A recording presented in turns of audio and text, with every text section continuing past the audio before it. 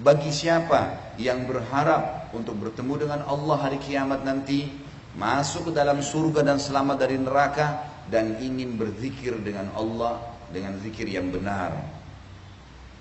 Ini kalau kita ingatkan teman-teman sekalian ke teman-teman kita yang masih melakukan banyak perbuatan bid'ah.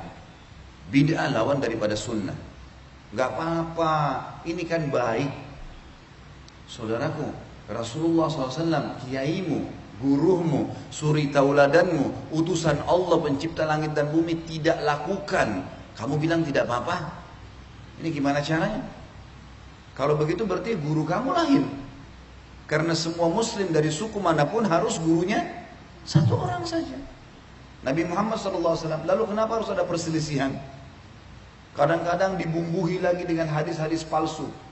Ikhtilaf ummati rahmah. Perselisihan umatku adalah rahmat. Ini dusta.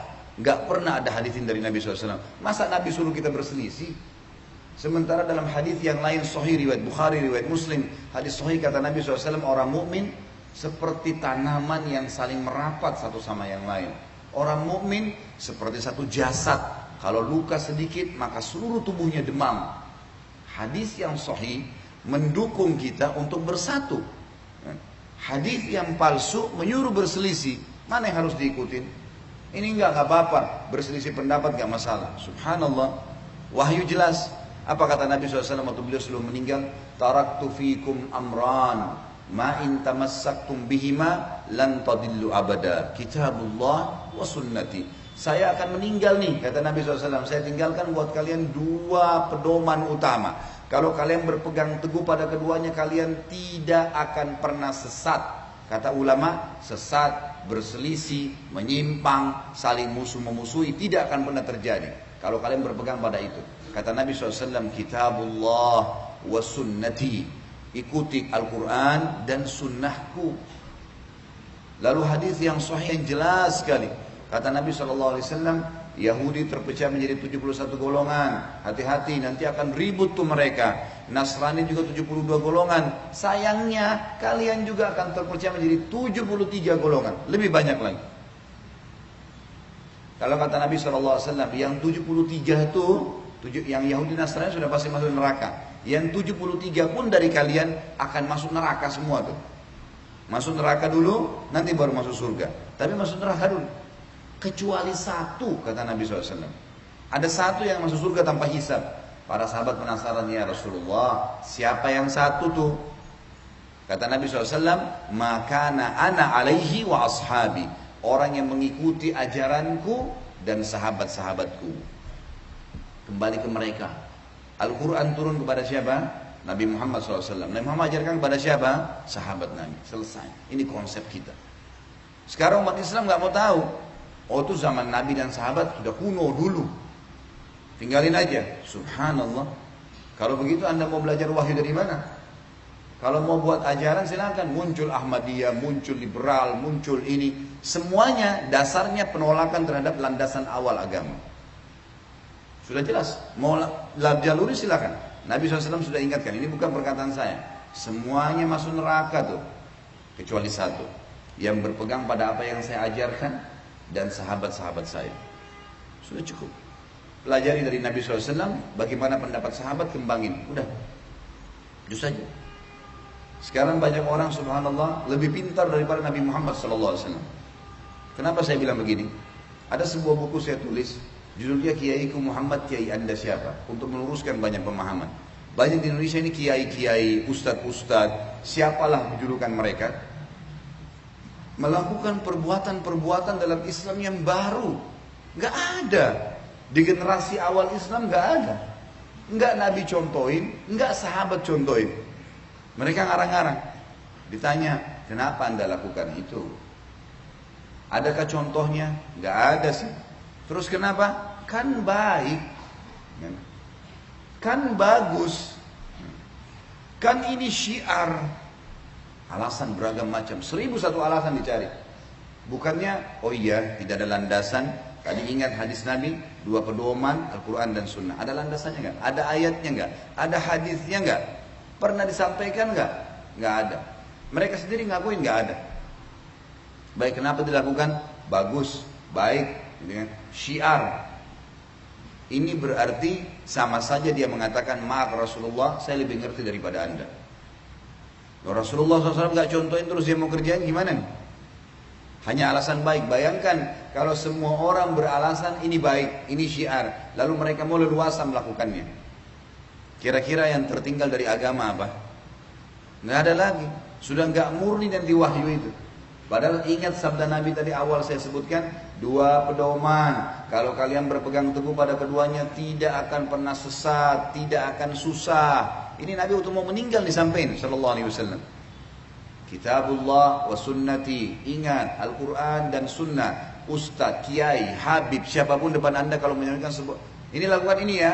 Menyampaikan sebuah hukum, tanya ada ayatnya, ada hadisnya, ada contoh nggak? Kalau ada kerjain, silakan. Kalau nggak ada, untuk apa dibumbu-bumbuhin nih? Untuk apa? Dengan alasan syiar. Banyak yang disunnahkan yang bisa kita syiarkan. Banyak. Pada hari ini banyak muslimin yang merayakan hari lahir Nabi SAW. Diingatkan, Nabi tidak pernah contohin saudaraku. Nabi gak pernah ngerayakan hari lahirnya. Sahabat juga gak pernah ngerayain. Dan munculnya tahun 230 Hijriyah nih. Di zaman kerajaan Fatimiyah, dirayakanlah. Mereka punya 6 macam maulid waktu itu. Maulidnya Nabi Muhammad SAW, Hasan, Husain, Fatimah, Ali, dan juga raja mereka. Dan sampai sekarang di Iran masih dilakukan tuh. Mereka berfaham Syiah. Mereka mengambil dari wilayah Bizantium, orang-orang Nasrani merayakan hari lahirnya Nabi Isa AS. Tarik juga nih ke Islam. Baik Rasulmu, Nabi Muhammad SAW, kiaimu, utusan Allah, nggak pernah ngerayain tuh. Kenapa kamu lakukan? Syiar. Syiar kan bagus. Kita kan baca salawat, saudaraku. Salawat yang Nabi SAW ajarkan sudah ditentukan. Bentuknya, kapan dibaca. Dibaca misalnya habis azan, gitu kan. Habis azan kata Nabi SAW, kalau kalian dengarkan muadzin, ikuti apa yang diucapkan dan bacalah salawat untukku. Kalau kita baca, begitu ingin membaca doa, membaca bismillah, alhamdulillah, wassalatu wassalamu ala rasulillah, menutup doa, masuk masjid, keluar masjid. Ada tempat-tempat yang sudah ditentukan. Pada hari Jumat disuruh perbanyak. Sudah ada, syiarkan tuh. Yang sudah Rasulullah SAW ajarin, syiarkan, silakan. Jangan syiarkan sesuatu yang anda karang-karang nih. Kadang-kadang kalau diingatin tersinggung. Nih, Wahabi nih. Ini aliran sesat nih. Subhanallah. Dikatakan kembali kepada Rasulullah, kalian mengatakan ini sesat, ini garis keras. Kita sedang menjaga masjid nih, kita jaga bangunannya. Jangan ada yang coret ya. Ini panel listrik di sini, ini pencet. Ini ruangan khusus pengurus, jangan masuk ya. Ini sound system, jangan sembarangan orang yang pegang ya. Peraturan, datang rapi, sholat. Ada sesuatu yang kurang nyaman disampaikan kepada panitia. Hanya gitu kok.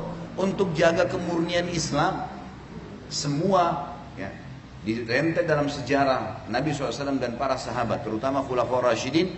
Masa kejayaan Islam berjaya pada saat itu. Karena berpegang pada Al-Quran dan sunnah Nabi Muhammad SAW. Apa beratnya teman-teman sekalian? Kalau anda berpegang pada sunnah Nabi, beratnya apa? Cukupkan dengan itu saja, nggak usah tambah-tambahin.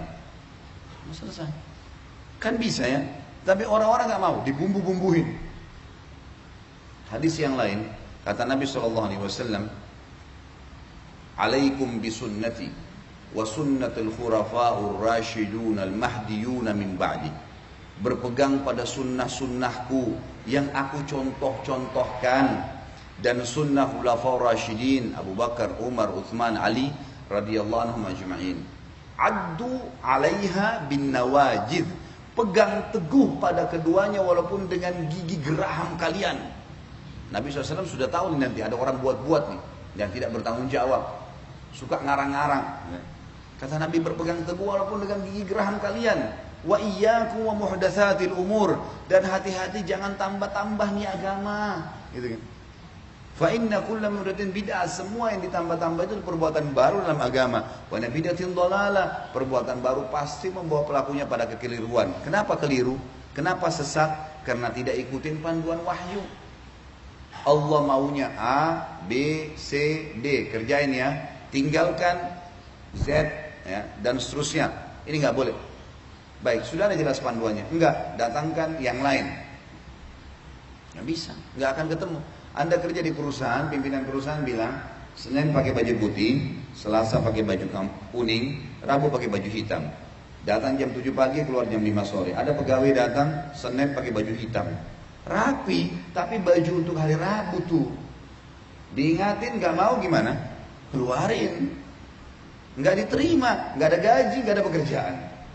Bahkan dengan peraturan perusahaan, itu baru peraturan perusahaan, apalagi peraturannya Rabbul Alamin, Tuhan alam semesta. Kenapa sih sekali lagi kalau kita berpegang pada sunnah Nabi SAW, cintai beliau dengan setulus-tulusnya, pertahankan agama ini apa adanya, kan cukup. Bapak Ibu sekalian, yang diperintahkan saja oleh Nabi SAW sudah luar biasa, padat.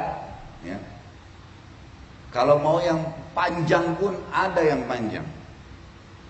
Pas bangun azan subuh, ada namanya sunnatul fajr antara azan dan subuh. Kemudian ada sholat fajr. Kemudian ada sunnah Nabi SAW duduk sampai syuruk berzikir pagi. Syuruk ada sholat 2 rakaat, pahalanya sama dengan haji dan umrah, sempurna. Istirahat sebentar, ada duha. Dari 2 rakaat sampai 12 rakaat. Baik, setelahnya istirahat sebentar ada duhur. Qabliyah duhur 4, duhurnya 4, ba'diyah duhur 4. Sebentar istirahat, ada qabliyah asar 4, ada asar 4 rakaat, ada zikir sore. Nah, tidak ada ba'diyah habis asar. Sebentar istirahat ada maghrib, qabliyah maghrib 2, maghribnya 3, ba'diyah maghribnya 2. Sebentar istirahat ada qabliyah isya 2, ada isyanya 4, ada ba'diyah isya 2. Sebentar istirahat tahajud 8 rakaat dan 3 rakaat witir. Situ kembali lagi ke azan subuh. Ada waktu nih untuk buat ibadah lain. Ini baru yang ini nih, belum kita bicara zikir yang Nabi SAW ajarkan, baca Al-Quran, jenguk orang sakit, mengurus jenazah, ya, bakti dengan orang tua, hadir di majelis ilmu. Ada banyak perintah Nabi SAW yang jelas dalilnya. Kerjain itu, rutinkan sampai mati, insya Allah masuk surga. Terus ngapain nambah-nambah nih saudaraku? Ini kadang-kadang kalau diingatkan, wah ini garis keras, wah ini begini, wah ini begitu. Subhanallah, kami pasti akan ingatkan Anda. Kenapa? Karena kalau dibiarkan menjadi penyebab datangnya bencana umum. Ini bahaya nih. Kalau kita biarkan orang-orang yang leluasa melakukan perbuatan-perbuatan salah yang Allah Azza wa Jalla tidak perintahkan, Rasulullah SAW sebagai utusannya tidak mengajarkan, maka akan menjadi bencana umum.